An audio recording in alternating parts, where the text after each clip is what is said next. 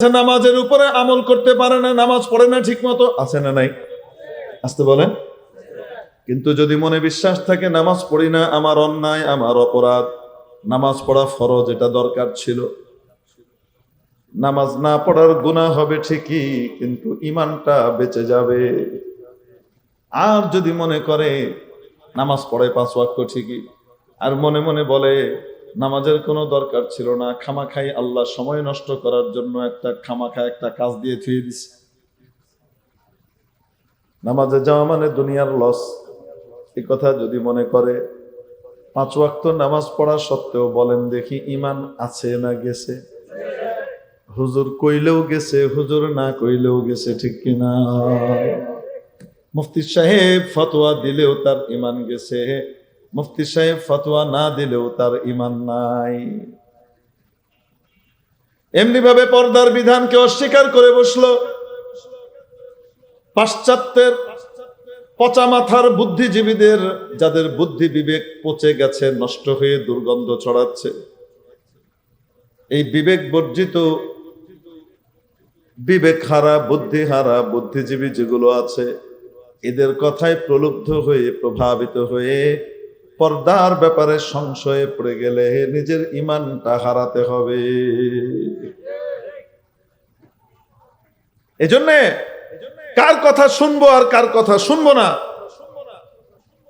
কার বক্তব্য শুনবো আর কার বক্তব্য শুনবো না, এটার ভিতরে বাছ বিচার করতে হবে। বাছ বিচার না করে যাত্রাটা শুনতে গেলে কিন্তু ঈমান হারানোর আশঙ্কা আছে। সোহবতে সালেহ তোরা সালেহ কুনাদ, সোহবতে তালেহ তোরা তালেহ কুনাদ। সৎসঙ্গে স্বর্গবাস, অসৎসঙ্গে সর্বনাশ। মেরে মুহতারাম দোস্ত, উদাহরণ দিয়ে বুঝালাম এই জন্য। পর্দার বিধানের উপরে আমরা অনেকেই আমল করি না ঈমানের দুর্বলতার কারণে। কিন্তু যদি বিশ্বাস থাকে পর্দা করা ফরজ, এটা করা জরুরি ছিল, না করার কারণে দেশ, জাতি, গোটা পৃথিবীর ক্ষতি হচ্ছে, আল্লাহর বিধান লঙ্ঘিত হচ্ছে। যদি বিশ্বাস থাকে পর্দা ছাড়ার গুনাহ তো হবে, তরক করার গুনাহ তো হবে, কিন্তু ঈমানটা বেঁচে যাবে। বিপরীত হলে নামাজও পড়ে, রোজাও রাখে, হজও করে, যাকাতও দেয়, সকালবেলায় আবার তাসবিহ পড়ে, ঘুম থেকে উঠার পরে নাকি কোরআন তেলাওয়াত ছাড়া নিজের দিবসের কার্যাবলী শুরু হয় না, তাহাজ্জুদও নাকি পড়ে, সময়ে সময়ে ঘুমটা দিয়ে উমরাও করে, হাতে তসবিহ সহ আবার দোয়ার ছবিও তুলে। এই সব কিছু বিশাল ইমানদারের পরিচয় দেওয়া সত্ত্বেও বোরকা এবং বোরকাওয়ালীদেরকে কটাক্ষ করার কারণে বুঝে থাকলে বলেন ঈমান আছে না গেছে?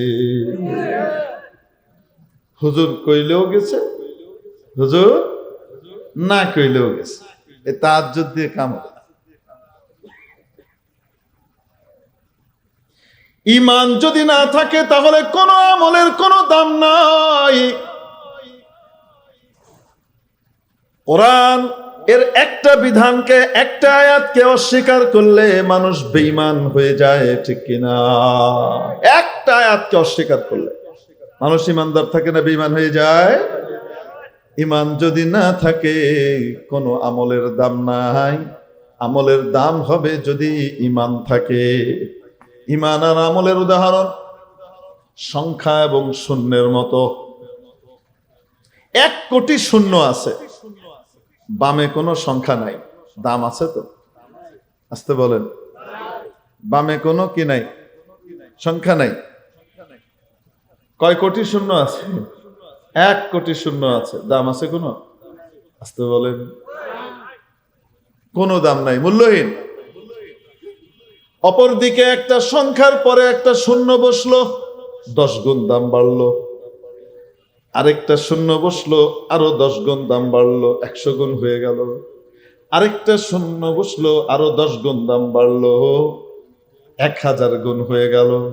আরেকটা শূন্য বাড়লেই সাথে সাথে 10,000 গুণ হয়ে গেল। আরেকটা শূন্য বাড়লেই 1 লক্ষ গুণ হয়ে গেল।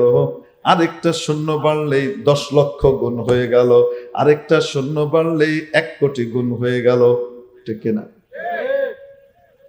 বিনা সংখ্যায় শূন্যের যেমন কোনো দাম নাই, বিনা ইমানে আমলেরও কোনো দাম নাই, কোনো ওজন হবে না। বিনা ওজতে নামাজ হয়? কয় না কেন? বিনা ওজতে নামাজ হয়? হয় না। সবাই জানে কি জানি না? মনে আছে এক ঘটনা মনে পড়লো। একবার এক ছেলে এক মেয়ের জন্য পাগল হয়েছে।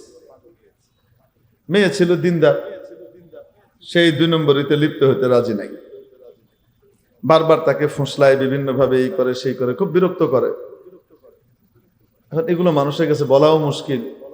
অমুক আমাকে বিরক্ত করে, নিজেরও তো একটা মান সম্মান আছে, আটকে রাখার চেষ্টা করে।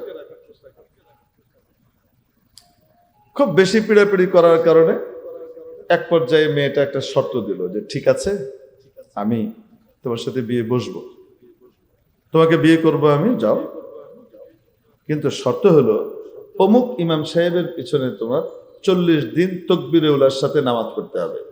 কয়দিন? না, চুপ করে আছে। আমাদেরকে বানিয়েছেন কে? এই আসমান বানিয়েছেন কে?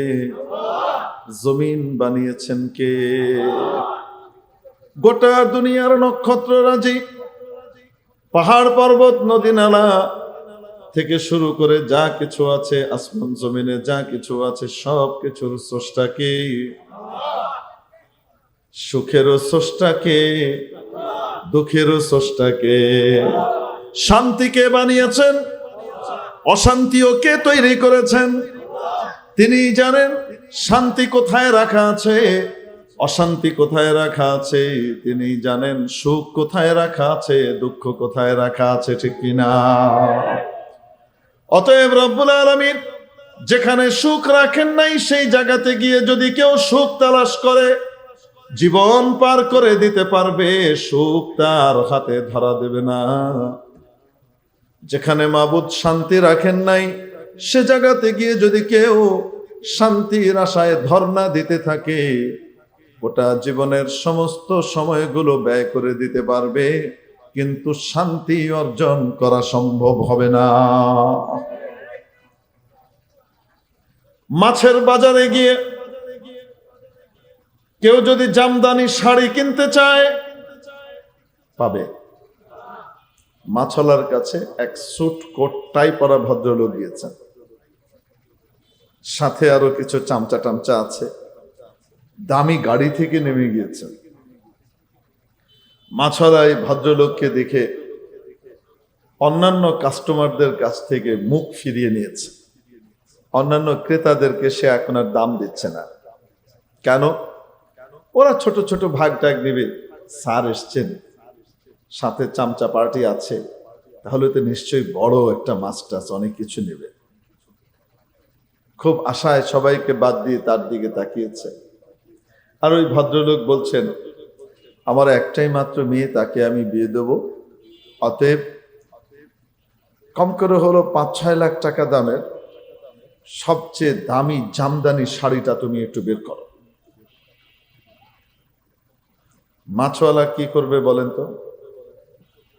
কিছুক্ষণ ফ্যাল ফ্যাল করে তাকিয়ে থেকে উপর থেকে নিচ পর্যন্ত তার নজর গোলাবে, দৃষ্টি বলিয়ে তারপর বলবে, স্যার পাবনা থেকে কবে ছুটলেন? বুঝেননি মনে হয়? পাবনায় একটা জায়গা আছে না? মানে আপনি ওখান থেকে ছুটলেন কেমনে, কবে ছুটলেন? কেন বলছে? মাছের বাজারে মাছওয়ালার কাছে শাড়ি পাওয়া যায়। আরেক ভদ্রলোক সোনা কিনতে গিয়েছেন। সোনা কিনতে গিয়েছেন মানে সোনার দোকানে গিয়েছেন, দামি গাড়ি থেকে নেমে গিয়েছেন। সেখানে গিয়ে বলছেন, আমার জামাই আসবে, একমাত্র জামাই, তাকে আমি তাক লাগিয়ে দিতে চাই, এমন আতিথ্য করব, মেহমানদারি করব, মেজবানি করব। কমপক্ষে 28-30 কেজি ওজনের একটা বড় রুই মাছ বের করেন তো। সোনাওয়ালা কি বলবে বলেন তো? বলবে, স্যারের তার কি ছুটে গেছে, কি একটু ডাক্তারের কাছে গেলে ভালো হয়, ঠিক কিনা? কেন? যেখানে যেটা পাওয়া যায় না যেখানে যেটা রাখা নাই সেখানে সেটা তালাশ করা, খোঁজা, হয় বোকামি নয় পাগলামি। মেরে মোহতারাম দোস্ত, আজিজ ও বুজুর্গ, রব্বুল আলামিন যেখানে সুখ শান্তি সাফল্য কামিয়াবি রাখেন নাই, সেই জায়গাতে সুখ শান্তি তালাশ করা বোকামি অথবা পাগলামি। যেখানে রেখেছেন সেখানে খুঁজলে বুদ্ধিমানের পরিচয় হবে। মাওলায়ে কারীম আমাদেরকে দয়া করে মায়া করে সূরাতুন নাহলের মধ্যে সুখ শান্তির বাজার কোনটা সেই বাজারের দিক নির্দেশনা দিয়েছেন, বাজারের রাস্তাটা দেখিয়ে দিয়েছেন। ও আমার বান্দা বান্দিরা, যদি সুখ আর শান্তি এই পৃথিবীতে চাও, তাহলে আমার এই সুখের মার্কেটে এসে একটু ধর্ণা দাও। মান আমিলা সালিহান মিন যাকারিন আও উনসা ওয়া হুয়া মুমিন ফালানুহয়িয়ান্নাহু হায়াতান তাইয়্যিবাহ। যে কেউ, চাই নর হোক চাই নারী হোক, মাবুদ বলেন আমার বান্দা হোক চাই বান্দি হোক, যে কেউ যদি ইমানদার অবস্থায় নেক আমল করে, অবশ্যই অবশ্যই তাকে আমি এই পৃথিবীতে সুখের জীবন দিয়ে দেব। চাই এই ব্যক্তি ধনী হোক চাই গরিব হোক, আমির হোক চাই ফকির হোক, রাজা হোক চাই প্রজা হোক, শিক্ষিত হোক চাই অশিক্ষিত, গণ্ডমূর্খ হোক, একেবারে বকলম হোক বা বিশাল ডিগ্রিধারী হোক, সাদা হোক বা কালো হোক, লাল হোক বা হলুদ হোক, গোলাপি হোক বা যেমনই হোক, যেই দেশেরই হোক, যেই ভাষারই হোক, যেই কালচারেরই হোক, যদি নাকি ইমানদার অবস্থায় নেক আমল করে, তাহলে রব্বুল আলামিন তাকে সুখের জীবন দান করবেন। তাহলে সুখ শান্তি কামিয়াবি কোন পথে? ব্যবসা বাণিজ্যের পথে। সুখ শান্তি খুঁজলে পাওয়া যাবে বিশাল জমিদারির মধ্যে, সুখ শান্তি খুঁজলে পাওয়া যাবে রাষ্ট্র ক্ষমতার চেয়ারের মধ্যে, সুখ শান্তি খুঁজলে পাওয়া যাবে অন্য কোন জিনিসের মধ্যে নাকি ঈমান আর নেক আমলের মধ্যে। এজন্য যে ব্যক্তি ঈমান এবং নেক আমল অর্জন করে, মাওলায়ে পাক তাকে পৃথিবীতে সুখের জীবন দেন, উপরন্তু তাকে আরেকটা জিনিসও দেন। বলবো নাকি?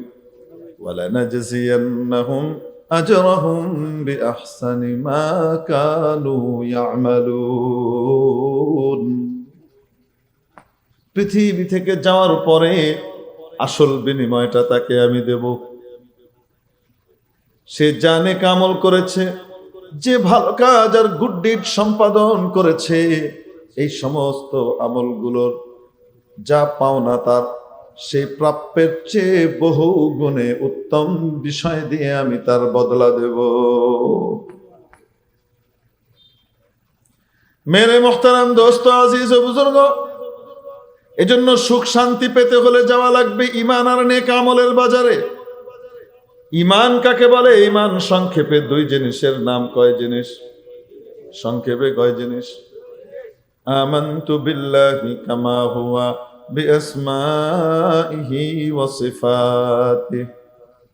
ঈমান আনলাম আমি আল্লাহর উপর, যেমন তিনি আছেন তেমন, তার সমস্ত নাম এবং গুণাবলীগুলো সহকারে তিনি যেমন আছেন তেমন তার উপরে ঈমান আনলাম।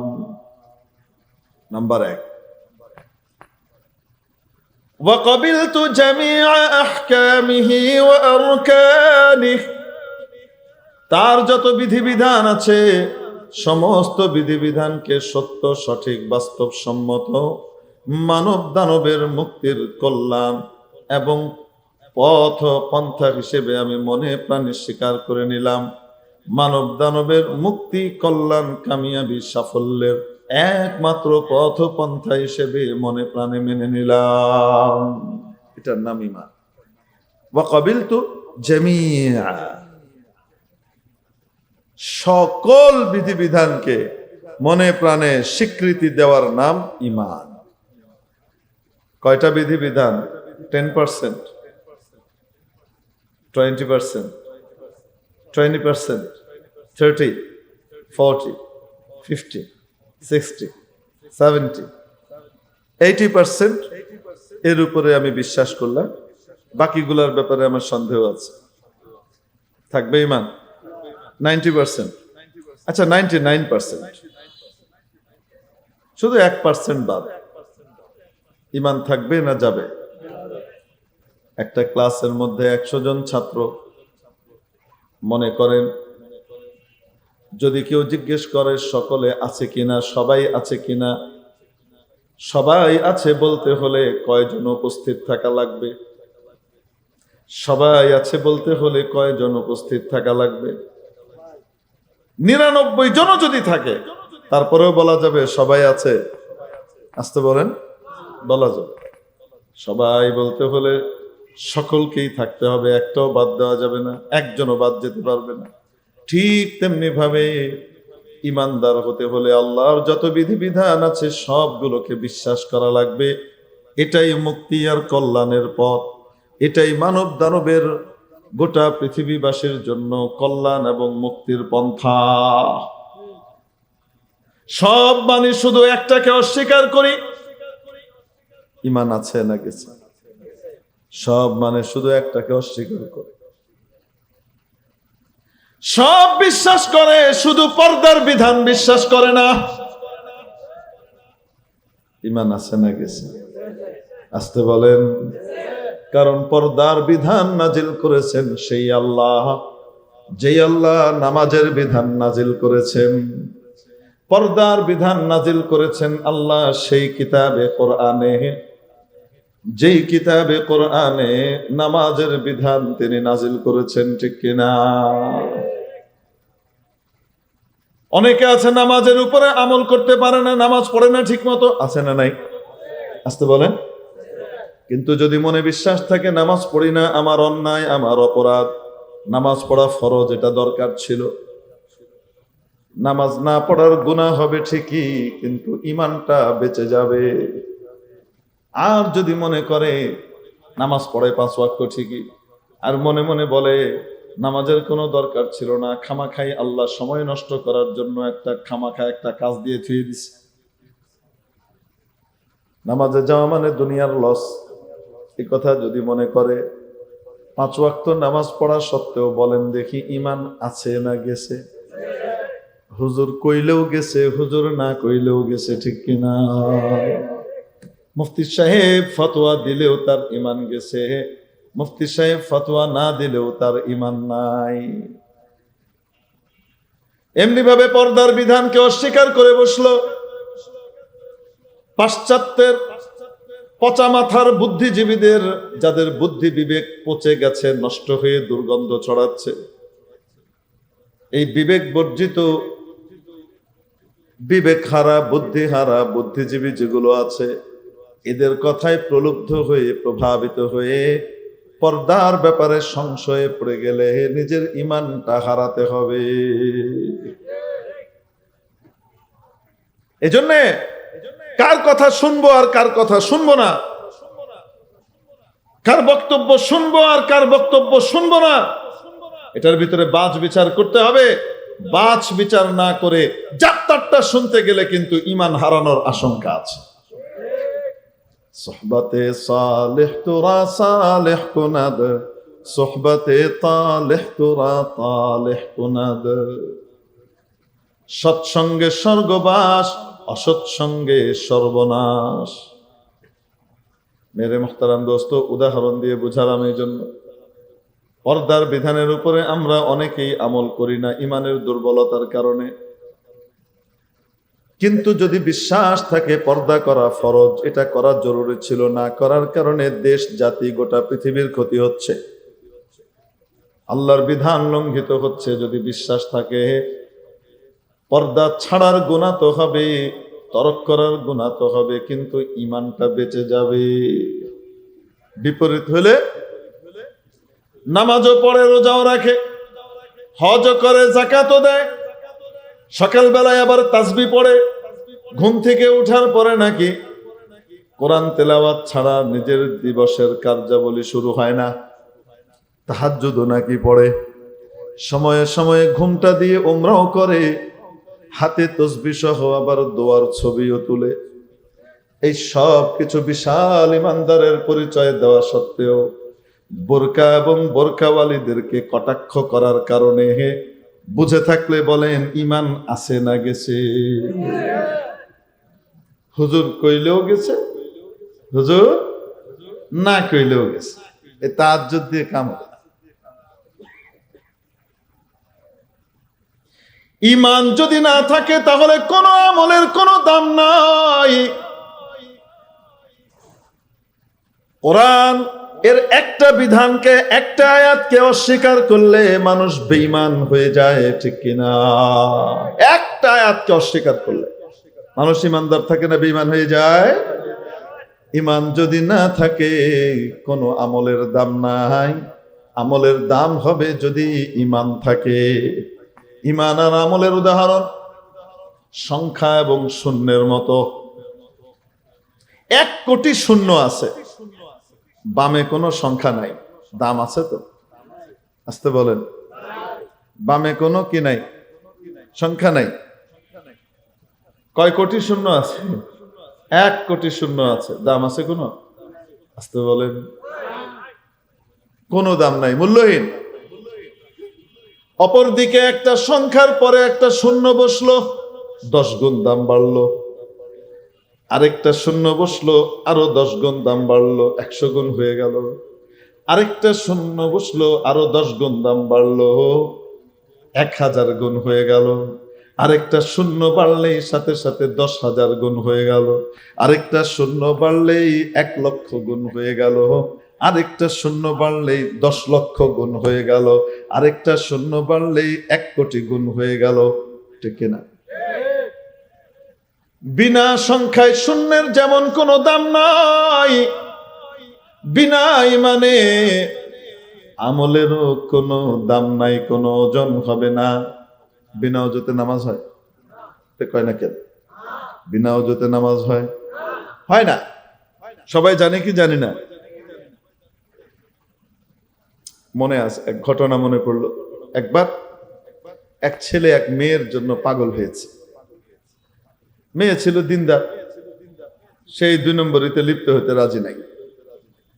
বারবার তাকে ফুসলায়, বিভিন্ন ভাবে এই করে সেই করে, খুব বিরক্ত করে। এখন এগুলো মানুষের কাছে বলাও মুশকিল। অমুক আমাকে বিরক্ত করে, নিজেরও তো একটা মান সম্মান আছে, আটকে রাখার চেষ্টা করে। খুব বেশি পিড়াপিড়ি করার কারণে এক পর্যায়ে মেয়েটা একটা শর্ত দিল যে ঠিক আছে, আমি তোমার সাথে বিয়ে বসবো, তোমাকে বিয়ে করব আমি, যাও, কিন্তু শর্ত হলো অমুক ইমাম সাহেবের পিছনে তোমার 40 দিন তাকবীরে উলার সাথে নামাজ পড়তে হবে। কয়দিন? সবার আগে খাওয়াই, তাদের খাবার দাবারের পরিপূর্ণ ব্যবস্থা করি, তারপরে আমি আমার বাচ্চাদেরকে খাওয়াই। যেহেতু আমার আব্বা আম্মা দুনিয়াতে না থাকলে, না আসলে আমি দুনিয়ার চোখ দেখতাম না, আমি না আসলে আমার বাচ্চারাও দেখতো না। আমার আব্বা আম্মার সম্মান আমার কাছে সবচেয়ে উপরে, আল্লাহ এবং রসুলের পরে। অতএব আমি প্রত্যেক দিন আমার আব্বা আম্মাকে আগে খাওয়াতাম, তারপরে বাচ্চাদেরকে খাওয়াতাম। আই মাবুদ, একদিন আমার ফিরতে দেরি হয়ে গেল, অনেক রাত হয়ে গেল। এসে আমি দুধ দুইয়ে যখন মা বাবার কাছে গিয়ে পৌঁছলাম, দেখি ওনারা ঘুমিয়ে গিয়েছেন। যদি ঘুম থেকে জাগাই আর হয়তো ঘুম নাও আসতে পারে, আবার কখন খিদের চোটে উঠে যান তাও তো বলা যায় না। এজন্য দুধ নিয়ে আমি সেখানে দাঁড়িয়ে থাকলাম। আব্বা আম্মার ঘুম ভাঙলে তারপরে আমি তাদেরকে খাওয়াবো। এর ভিতরে আমার বাচ্চাগুলা ক্ষুধার জ্বালায় অস্থির হয়ে আমার পায়ের উপর গড়াগড়ি করতে লাগলো। বাজান, ক্ষুধার জ্বালায়, জঠর জ্বালায় জীবন যায় প্রায়। বাজান রে, আগে আমাদেরকে একটু খাওয়াইয়া দেন, খুব খিদে লেগেছে। কিন্তু মাবুদ রে, আমি তোমার সন্তুষ্টির জন্য আমার বাবা মাকে সবচেয়ে উপরে প্রাধান্য দিয়েছি, সবার উপরে বাবা মাকে রেখেছি। এই জন্যে আমি আমার নীতি পরিবর্তন করলাম না। আমার কলিজাটা ছিঁড়ে যাচ্ছিল বাচ্চাগুলার কান্না দেখে, তারপরেও আমি তাদেরকে না খাইয়ে বাবা মার জন্য অপেক্ষা করেছি। বাচ্চাগুলা কাঁদতে কাঁদতে ঘুমিয়ে গেছে। হাত্তা মাতলাইল ফাজর, এভাবেই আমি অপেক্ষা করলাম। ফজরের ওয়াক্ত হয়ে গেল, বাবা মা উঠলেন, তারপরে তাদেরকে দুধ খাইয়ে এরপরে বাচ্চাদেরকে উঠিয়ে আমি খাবার খাইয়েছি। রব্বুল আলামিন, যদি আমার এই কাজটা তোমার কাছে প্রিয় হয়ে থাকে, পছন্দ হয়ে থাকে, এই মাযিক থেকে, এই বিপদ থেকে আমাদেরকে তুমি মুক্তি দাও। বলার সাথে সাথে বিশাল বড় পাথরটা কেমন যেন নড়ে উঠলো। নড়ে ওঠার সাথে সাথে এক চিলতে আলো দেখা যায়, সামান্য বাতাস আসে, শুধু সামান্য একটু আলো আসছে। আরেকজন দোয়া করে, মাওলা তুমি জানো আমার একটা চাচাতো বোন ছিল, সেই বোনটাকে আমি অত্যন্ত ভালোবাসতাম, খুবই পছন্দ করতাম, তাকে আমি একান্তে পেতে চাইতাম, একান্তে সর্বোচ্চ ভাবে যেভাবে পাওয়া যায় সেভাবে আমি পেতে চাইতাম। ফাআবাত, কিন্তু সে অস্বীকার করত, সে আমার এই অন্যায় দাবিতে সায় দিত না। আয় আল্লাহ, একবার তারা অভাবের শিকার হলো, টাকা পয়সা নাই, খুব কষ্টে আছে। আমি আবার যখন প্রস্তাব করলাম, মেয়েটা আমাকে বলল, ঠিক আছে রাজি হব, তোমার সিদ্ধান্তে তোমার চাওয়াটা পুরা করব, একটা শর্তে আমাকে 100 দিনার দেওয়া লাগবে। কোন যুগের কথা? যে যুগে 1 দিনার দিয়ে একটা উট পাওয়া যেত। 2 দিনার 3 দিনার দিয়ে সবচেয়ে দামি মার্সিডিজ, যেটা ওই জমানা BMW, পোর্শে, ওগুলা পাওয়া যেত। বর্তমানে একটা BMW মার্সিডিজের দাম কত? 1.5 কোটি টাকা। এবার আপনি হিসাব করেন, 2-3 দিনার দিয়ে যদি একটা ইয়ে পাওয়া যায়, 100 দিনারে কতগুলি পাওয়া যাবে? কয় কোটি টাকা? 20-25 কোটি টাকা মনে করেন মিনিমাম। চেয়ে বসছে, এই টাকা আমাকে দিলে আমি তোমাকে কি করব? তোমার চাওয়া পুরা করতে দিব। আয় আল্লাহ, আমি অনেক কষ্টের জোগাড় করে, আমি ধনী ছিলাম ঠিকই, কিন্তু এত টাকা একসাথে ছিল না, কষ্ট করে জোগাড় করে আমি তাকে এনে দিলাম। এবার তোমার শর্ত পুরা করো। এখন তার কাছে আর কোনো উপায় ছিল না আমার কথা রাখা ছাড়া, যেহেতু আমি শর্ত পুরো করেছি। এক পর্যায়ে যখন আমি তার 2 পায়ের মধ্যবর্তী জায়গায় বসা, কোনো আড়াল নাই, কোনো বাধা নাই, কেউ আমাকে আটকাতে পারবে না। আমি পরিপূর্ণ জীবনভর যেটার জন্য লালায়িত ছিলাম সেটা আমি হাতের কাছে পেয়েছি। ওই অবস্থায় যখন আমি তার কাছে পৌঁছাবো, একদম চূড়ান্ত মুহূর্ত, ঠিক সেই সময় সে আমাকে বলে উঠলো, ইয়া আব্দুল্লাহ ইত্তাকিল্লাহ, ও আল্লাহর বান্দা, আল্লাহকে ভয় করো। ওয়ালা তাফতাহ খাতামি, আর আমার যে সিলটা আল্লাহ মেরে দিয়েছেন সেই সিলটাকে তুমি ভেঙ্গো না। এটা যার হক তার জন্য রেখে দাও, আমার স্বামীর হক, এটা তার জন্য রেখে দাও, এটা নষ্ট করো না। জীবনে আমি এটাকে নষ্ট করি নাই, অপব্যবহার করি নাই, এটাকে আমি সযত্নে রক্ষা করেছি, হেফাজত করেছি। এটাকে আমি সযত্নে রক্ষা করেছি, হেফাজত করেছি আমার স্বামীর জন্যে। অতএব এটা যার হক তার জন্য রেখে দাও, তুমি এটাকে খুলো না। আল্লাহকে ভয় করো। আয় মাবুদ, কোনো বাধা নাই, কেউ আমাকে আটকাতে পারতো না। ওই অবস্থায় ওই কথাটা বলার পরে আমি আমার কাঙ্ক্ষিত জিনিসটাকে ছেড়ে দিয়ে তোমার ভয়ে উঠে চলে আসি। আমি আমার চরিত্র রক্ষা করলাম, আমি গুনাহে প্রবৃত্ত হলাম না। রব্বুল আলামিন, আমার এই কাজটা যদি তোমার কাছে প্রিয় হয়ে থাকে, পছন্দনীয় হয়ে থাকে, মাবুদ রে, আমাদেরকে এই বিপদ থেকে দয়া করে উদ্ধার করো।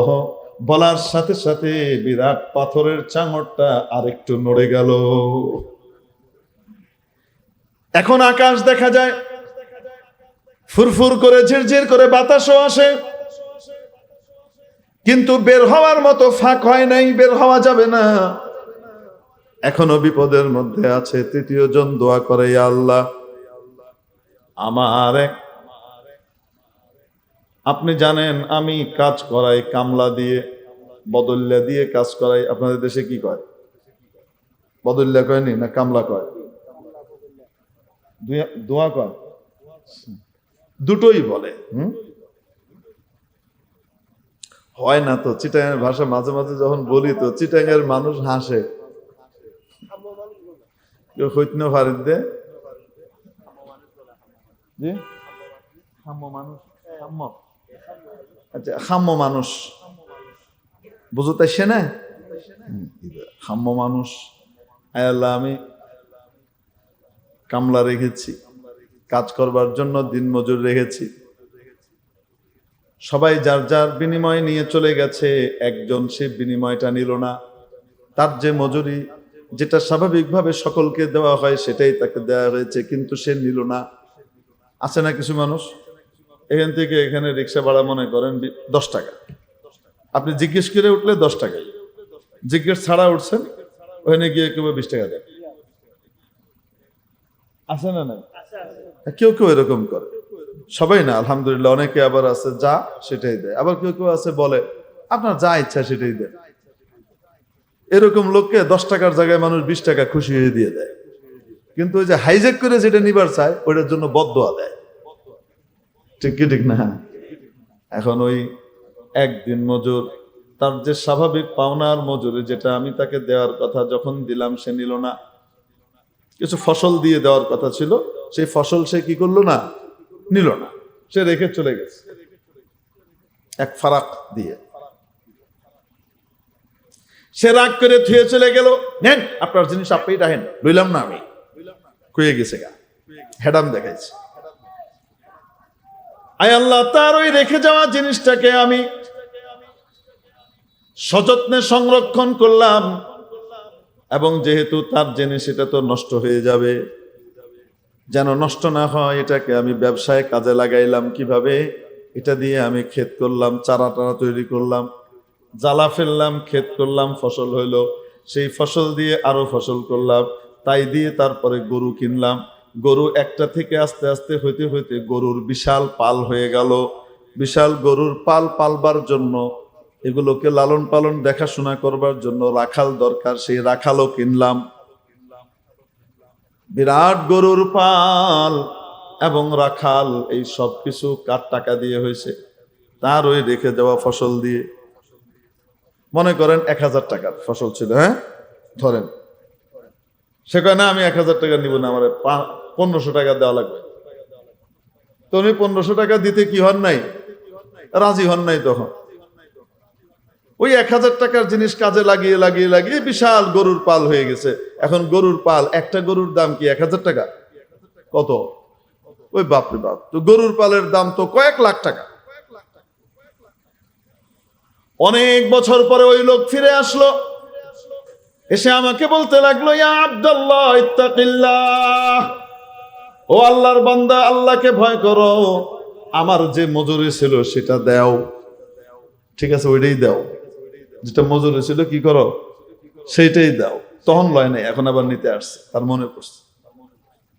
আমি তাকে সাথে করে নিয়ে গরুর পালের কাছে গেলাম, মাঠে গিয়ে তাকে দেখাইলাম, এই যে তোমার মজুরি, এগুলা তুমি নিয়ে যাও। সে আমাকে বলে, আতাস্তাহজিউ বি, তুমি কি আমার সাথে ঠাট্টা করছো নাকি, মস্করা করো নাকি? 1000 টাকার জায়গায় 1500 টাকা চাইছিলাম, তাই দাও নাই, আর এখন লক্ষ লক্ষ টাকা আমার মজুরি হিসেবে দাও, কি পাগলের কোলাপ নাকি? আমি তাকে বললাম, না, তোমার ওই জিনিসটাকে আমি কাজে লাগিয়ে ওইটার থেকেই এইগুলা ইনকাম হয়েছে, অতএব এটা আমার না, এটা তোমার, তুমি নিয়ে যাও। তোমার রেখে যাওয়া আমানতটাকে আমি কাজে লাগিয়েছি, আমানত নষ্ট করি নাই। আয় আল্লাহ, সে সকল গরুর পাল এবং পুরা রাখাল টাকাল সব সহ নিয়ে চলে গেল, আমাকে একটা কিছু দিয়ে যায়নি। আয় আল্লাহ, আমি তাকে একবারও বাধা দেই নাই, কোনো কিছু বলি নাই। মাবুদ রে, আমার এই কাজটা যদি তোমার কাছে পছন্দ হয়ে থাকে, আজকের এই মহা বিপদ থেকে আমাদেরকে তুমি উদ্ধার করো। বলার সাথে সাথে গোটা পাথরটা ওখান থেকে সরে গেল, গুহামুখ খুলে গেল, তারা বের হয়ে আসলেন।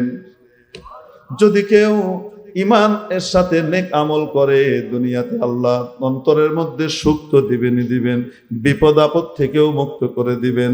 তাকওয়া এর কারণে, গুনাহ থেকে বাঁচবার কারণে, আল্লাহর ভয় মনে রাখবার কারণে সমস্যা থেকেও সমাধান করে দিবেন, ঠিক কিনা? আল্লাহ রাব্বুল আলামিন আমাদেরকে আমল করবার তৌফিক দান করেন। ওয়া আখিরু দাওয়ানা আলহামদুলিল্লাহি রাব্বিল আলামিন।